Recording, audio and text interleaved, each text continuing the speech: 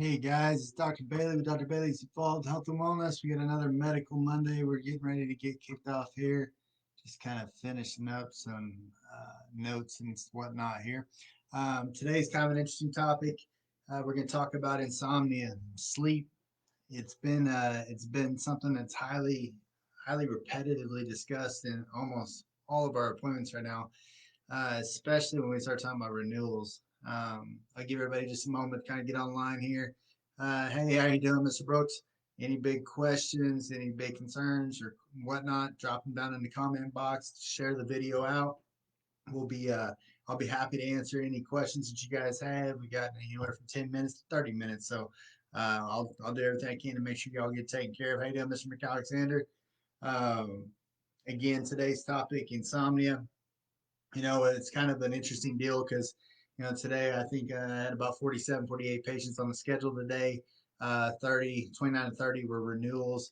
I am yet to have a renewal that when I ask them, what area of cannabis they're getting the most benefit from, that the insomnia is not, or sleep is not mentioned. So we know that we're getting some really good benefits there.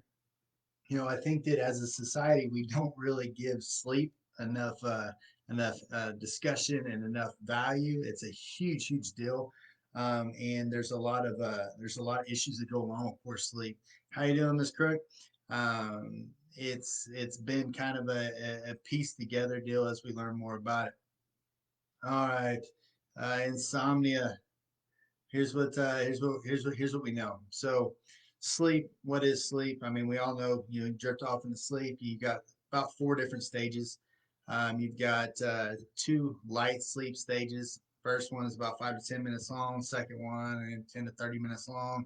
And then you've got what's called deep sleep and then REM sleep.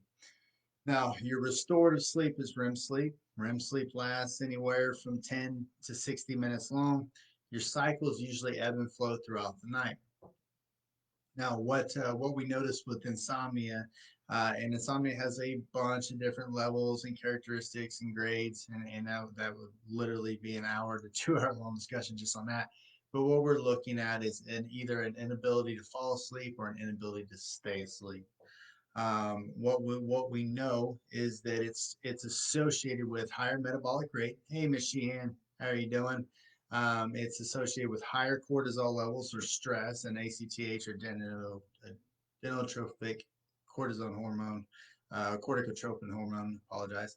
And so what we see is decreased stress levels will also help with sleep.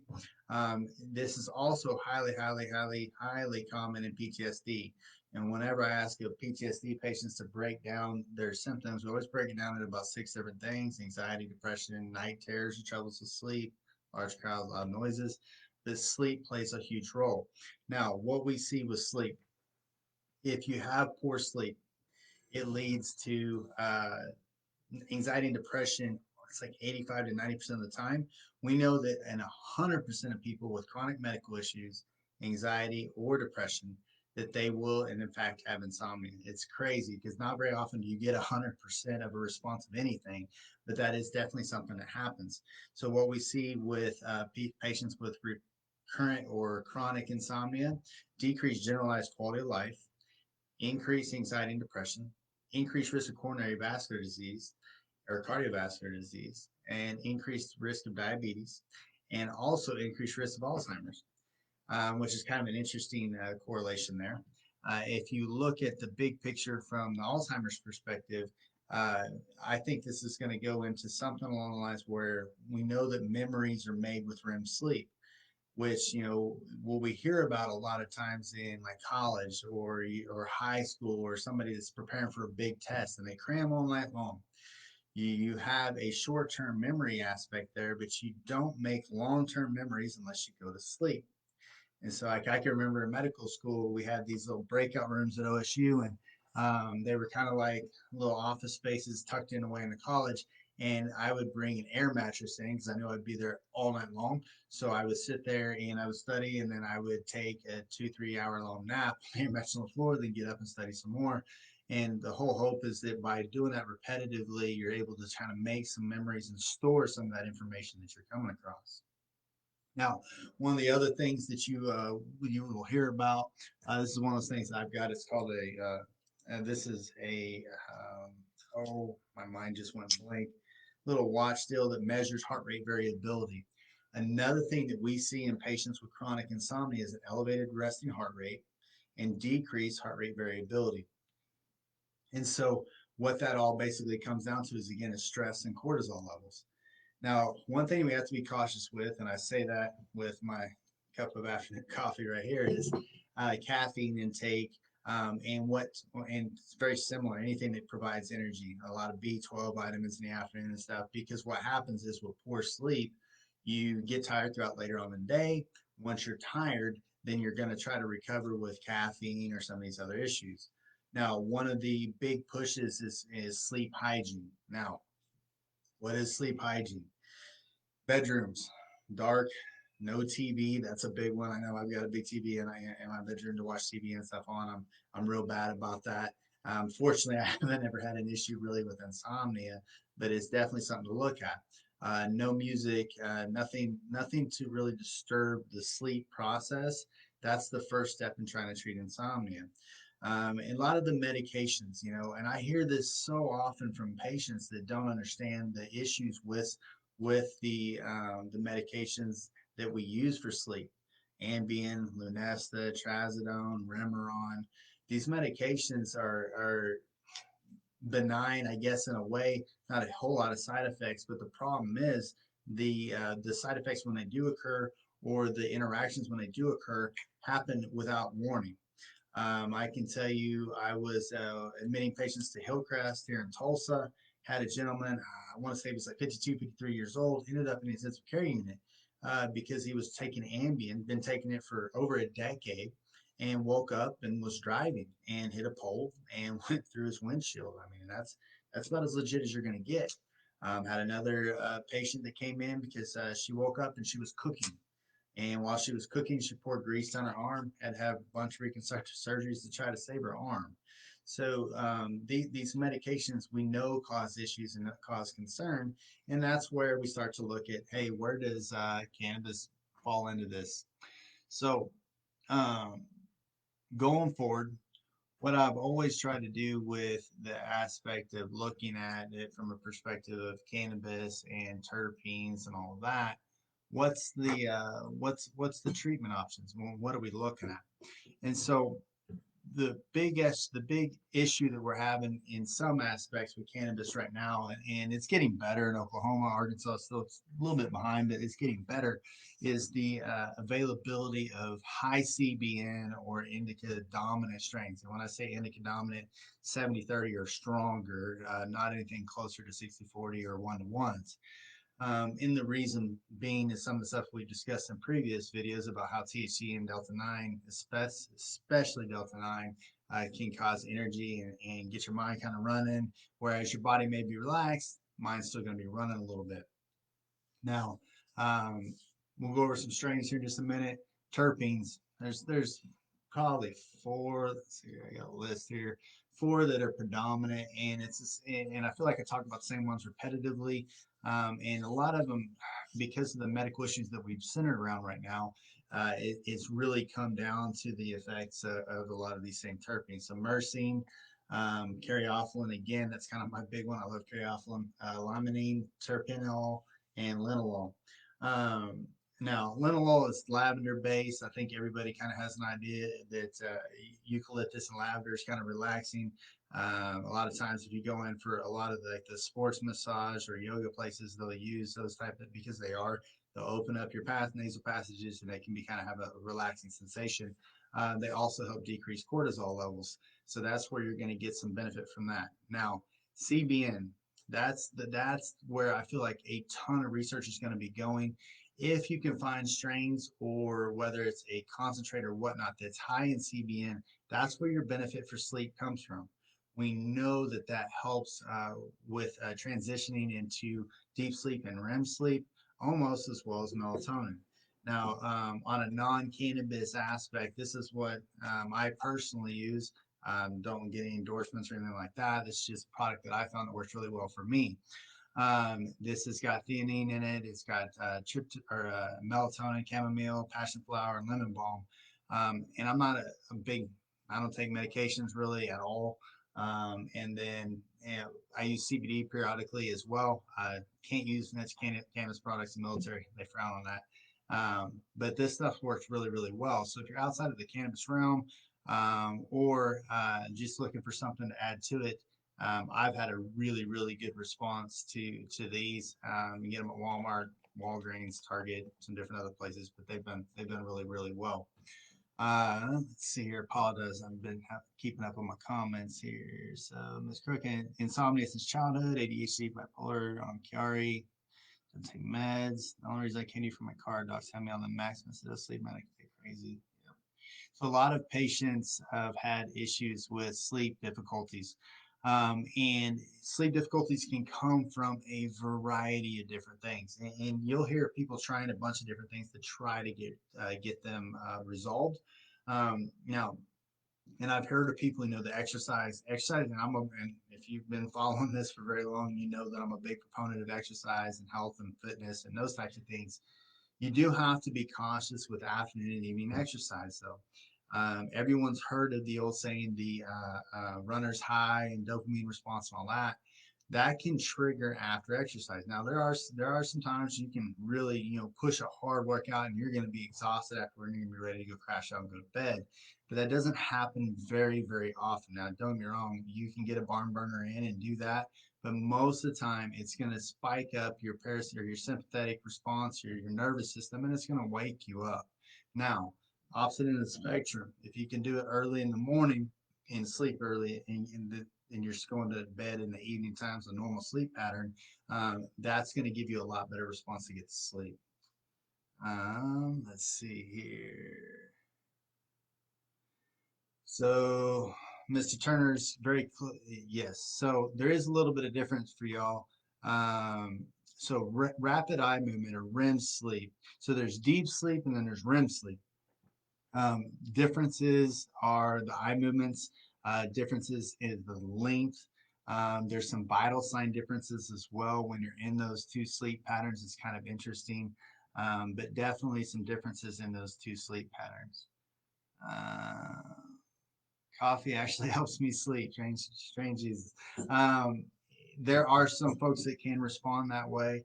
I'm unfortunately or fortunately, I don't know, depends on how you look at it. During medical school, I've used caffeine, but I mean, we're talking 130-hour work weeks routinely. So I got to a point where yeah, I can use caffeine and go to sleep. Probably not the best thing though. And we do know that that does drive your cortisol levels up, and it does cause some other issues with your adrenal glands and whatnot over time. So always something to be cautious for. That's also a prime example. I have some patients that they can use a strong, strong sativa and go right to bed. But it's just like children metabolize Benadryl different. You can use Benadryl, or that you can give a child Benadryl and have them just like they took Adderall, be up and running around. Let's see here. Grape vape, pants. Oh my God, so much pain.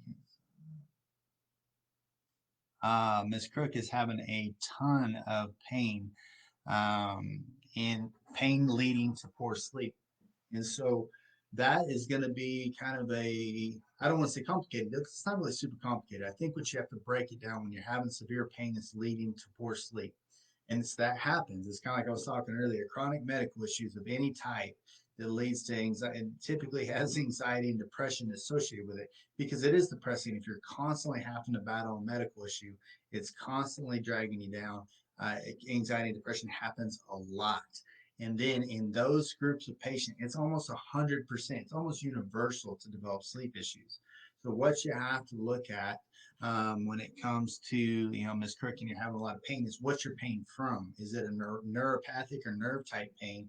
Are you having like sciatica, restless leg, fibro, neuropathy from diabetes? What kind of pain are you having? Or is it just inflammatory type pain, arthritis, joint issues, degenerative disc disease, those kinds of things? Because that's going to change your treatment, right? If you're having more nerve involvement, you're going to have a little bit higher THC environment with your CBD, CBN, and get that sleep content, as well as the anti-inflammatory benefits, as well as the nerve relaxation from THC. That's where you're going to get your benefit. You know, guys, this my my big push with cannabis is this gives you so much power. I wish the average patient that I talked to really understood what you have in your hands with a cannabis license. And if you're in a recreational state, what you have in your hands in a rec state. Because the fact that you can really, really, really, really control and treat any number of symptoms. If you wake up one day and you're like, you know what, God, my legs hurt, my knees hurt, you know, you can walk into a dispensary and say, hey, what are you gonna, what do you have that's anti-inflammatory? What do you have that's gonna be higher in CBD or you know, you can look in your journal. That's another thing. I know it's kind of old school. You got some apps that you can get, like the Relief app. I mentioned that last week. But keep a journal on what works well for you. What do you respond to terpene wise? Some people are going to respond really well to caryophyllene, some are not. Some are going to respond really well to limonene, some are not. It depends on, you know, a lot of the citrus stuff. You got to realize that terpenes work exceptionally well together with endocannabinoids, but terpenes are essential oils based on citrus and coniferous plants mainly. And so if you have a trouble that you don't tolerate citrus very well, probably not going to tolerate or do well with the terpenes. That's just another little side note. So that's why I really recommend keeping track of what you got going on there. Let's see here. Rita Coffin. Let me see here. Where did you post? Like I missed you, Miss Rita. Let's see here. What do I need to do? I need help. Well, you gotta let me know what you need help with, ma'am, and I'll see if I can't get you some recommendations. Um, Sleep paralysis, Johnny Randolph. Man, that's a whole nother basket of worms right there. That is something that I feel like is going to have a whole new area of research in the oncoming years because you're absolutely right. We don't understand it. We have people talk about sleep paralysis during anesthetic. We have sleep paralysis talking about, you know, when people have long plane flights and travel to different time zones, like vastly different time zones, like from here to the Middle East, where you have 11, 12-hour difference, or even farther east, and you start to have those issues. Um, I wish I had a little bit more for you on that, Johnny. I'll dig some into that. I think that might be a good something that kind of one of those zebra diagnoses that we don't hear a lot about and try to work onto. Um, because it's basically being stuck between stages of sleep, right? You're cognizant, but mentally and emotionally, but physically unable to respond, I guess is probably the best way to describe that. And so let me do some digging and see. I would think, again, something to calm down the mental and emotional aspect. CBN, again, is where a lot of the big research is going. And I know everybody talks about, you know, the pharmaceutical companies and how bad they are, and I right there I get it, I understand. But that's where all the research right now is, not all but a vast majority of, especially in the sleep aspect, is on CBN. So I think that that's going to play a big role in sleep paralysis, and maybe trying to treat that and calm down the mental aspect, because it's not really physically demeaning, but it's mentally and emotionally stressing to have that happen. So I'd be kind of curious, trying to see how that goes. I've noticed also that when I ingest sativas, it causes my anxiety. So strange Jesus, yes, I actually discussed that about 2 or 3 weeks ago. That basically, patients having a lot of issues with worsening anxiety and insomnia with sativas, very common. We, like I said, as so last week was osteo, then India. This was about 3 weeks ago. We discussed that at length and how we can get that too much THC delta 9 hits the amygdala, the brain, causes the fear center to kind of ignite and causes some panic and issues there. Carmen Mason, some issues with staying asleep. So when I typically talk about cannabis and insomnia, big things to look at is, are you having trouble going to sleep? Having trouble staying asleep? So that's how you may want to look at your treatment options as far as edibles versus tinctures versus flower versus concentrates, and your onset of action as far as when are they going to start working. That's always something to kind of keep in the back of your mind. So if you're going to do an edible, you might want to make sure and push it. If you're going to go to bed at 10 o'clock, make sure you're using an edible by 8 o'clock, 8:30, depending on if you know what your response is. All right, Miss Coffin, she's got PTSD, anxiety, depression, no measures, can't sleep. So that's very, very common. That ratio or that grouping of symptoms is horribly common, actually. And so, what I would recommend, let's see here, is trying to make sure and treat again, same type of deal with cannabis. Now, if you have your cannabis license, I'm assuming. If you don't, Miss Coffin, shoot me a message on the Evolve page, and I'll kind of go over it a little bit more in depth with you. But again, you're gonna look at a variety of cannabis that has a higher CBN or CBD content that's going to help with the anxiety and depression, as well as depending on your component of PTSD, that's the worst because that's a big issue. Ms. Crook, degenerative disc disease, so a lot of issues with the spine, multiple surgeries, muscle spasms, chronic pain. Okay, so almost all of your issues, Ms. Crook, are degenerative and inflammatory and post-surgical. Now the migraines is gonna be a little bit different issue, but the migraines are likely attributable to spasms and whatnot associated with your cervical fusion, previous decompression. So I mean, you've got a lot of reasons there to have some pain and issues there. I would focus on a strong anti-inflammatory. Probably, I mean, you should be able to get some cross coverage here with a lot of these indica strains. Um, all right, just real quick, I want to hit on these. Man, I'm talking a lot today. Apologize, y'all. Again, though, share this out. Information is power, and by being able to kind of learn about each of these symptoms, we can treat different things. You guys got a lot of power in your hands at a dispensary, and you can treat a ton of different illnesses. So OG Kush always going to be a big one. Granddaddy Purple. Let's see, Northern Lights. I've had several patients discuss Northern Lights as far as being a pretty solid strain for sleep. 9 Pound Hammer. Heard that multiple times. Myrcene and Caryophyllene real big in 9 Pound Hammer. Remedy was another one with again Myrcene, Pinene, and Caryophyllene. See my other list. Here, Kosher Kush, Critical Kush, Granddaddy Purple. Again, your primary indica strains, which sometimes are not all that easy to find. Let's see here. All right, y'all. I think that's my big spiel. So just in recap, we know insomnia is something that we're still trying to really work on. I mean, they really look at cognitive behavioral therapy initially. That's kind of what the typical medical treatments are going to be. Looking at what may be causing it, make sure we're having good sleep hygiene, make sure the room is dark, make sure there's no TV, make sure we're not looking at blue light right before we go to bed. Make sure we're exercising in the morning, avoiding caffeine after like 4 p.m. Another big thing is avoiding Adderall or these upper medications in the afternoon. That can definitely lead to sleep issues. As somebody who used to be on high dose of Adderall when I was younger, definitely can tell you for a fact that will keep you up.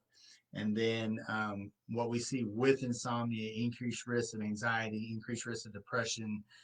They usually correlate pretty strongly. And then coronary disease or cardiovascular disease, diabetes, type 2, and increased risk of Alzheimer's.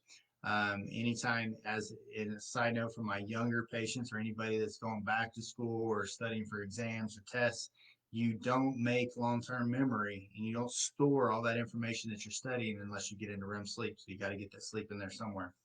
Then when we go into treatment, Ambien, Lunesta, Trazodone, Remeron, or Mirtazapine, those are all big medications that have a lot of side effect profiles. So we want to lean more towards the cannabis route if possible. Or CBN is the endocannabinoid that we're really after when it comes to sleep. Caryophyllene, Myrcene, Linalool, those are you're going to be three. You're really, really big terps. Uh, Strains that we just kind of just hit on as well outside of cannabis. Melatonin works really, really well. It's what I personally use. I discussed this earlier. Problem is with melatonin, a lot of people take melatonin. You have to give yourself a break. Usually 5 days on, 2 days off is going to give yourself kind of a refresh. It was actually an article published in Harvard or from Harvard University back in right about the time 788 passed, sometime around 2018. That showed that the body would actually just start to excrete this after time if you took it repetitively. You're just peeing it back out. because your body's producing melatonin. You have the pineal gland, which does calcify over time, but then you also have extra corporeal production of the of melatonin. So your body's already saying, "Hey, I already have this floating around. I don't need any more." So you will kind of eventually not get as much benefit out of this. So definitely something to look at in the future. All right. So Miss Coffin, you do have your license, PTSD. Okay, so good. So Miss Coffin, and I've done a couple discussions on PTSD. And guys, I think I'm going to swing back to that eventually in the very near future and discuss PTSD again. And just kind of hit highlights and topics. I want to try to revisit stuff periodically. I'm going to add sleep paralysis to our discussion as well in the oncoming weeks. If there's a topic that you guys are curious about, let me know. But for Miss Coffin, I would again look at what symptom you're trying to treat the most: anxiety, depression, insomnia, or all of them. That's when you're going to walk into your dispensary, let them know what you're comfortable using, because that's going to change a lot of things. So it's flour, whether it's vapes or other concentrates, whether it's going to be an edible, whether it's going to be a tincture, and then they're going to make a recommendation to you based on the information, based on the guidelines you gave them, what they have on selection. And it needs to be and better be and should be something that's indica dominant or something that's going to be kind of relaxing a little bit. My estimate or guess is that you're over the age of 40, 45. Shouldn't be a big issue for you to walk in and have them help you, guide you through that. I do find that they typically do a better job of taking their time with their older patients. Typically, not universally, dispensaries make sure your tenders are going over this with patients because they need to know this stuff. All right, y'all. Like I said, I apologize. I talked a lot on that one. I'll let y'all go. If there's anything that you guys are curious about, any topics that you want me to discuss, or if you have more questions, you can always message the Evolve page directly. That comes directly to me. I personally respond to every single message that comes to the Evolved Health and Wellness Facebook page. You can shoot us an email at evolvedhealthandwellness@gmail.com. It's all one word. You can give us a call. You message me personally. I hope you guys had a great week. Next week, no medical Monday. I'm out of town for Christmas, and then the following Monday after Christmas, we'll kick back up. Again, I'll probably discuss some sleep paralysis. I'll throw that in there, see if I can find anything else out. There's a lot of new stuff that's pending with that. And then I'll probably add another topic in there. I just need to kind of figure out what I want to hit on. So if you guys have any big questions, concerns, or comments, let me know. Hope you guys have a Merry Christmas, and we'll holler at you later.